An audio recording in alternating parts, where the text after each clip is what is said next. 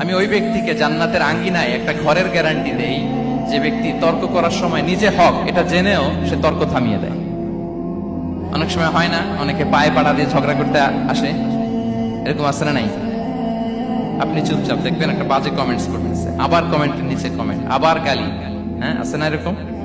বিষ্ণু বলেন নিজে হক এটা জানার পরেও আর যাতে তর্ক না বাড়ে, যে তর্ক থামিয়ে দেয় জান্নাতের আঙ্গিনায় তাকে আমি একটা ঘরের গ্যারান্টি দেই।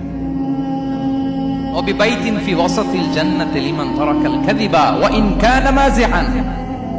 আর ওই ব্যক্তিকে আমি জান্নাতের মাঝখানে একটা ঘরের গ্যারান্টি দেই যে ব্যক্তি কৌতুক করার সময়ও মিথ্যা পরিহার করে। করতেছে কৌতুক, ফান করতেছে, আর হি ইজ কিডিং, পান করে, কৌতুক করে, কিন্তু কৌতুকের সময়ও সে মিথ্যা বলে না। এই স্বভাব যাদের, তাদেরকে আমি জান্নাতের মাঝ বরাবর একটা ঘরের গ্যারান্টি দেই। এরপর বিষ্ণু কি বলে দেখেন, তিনি বলেন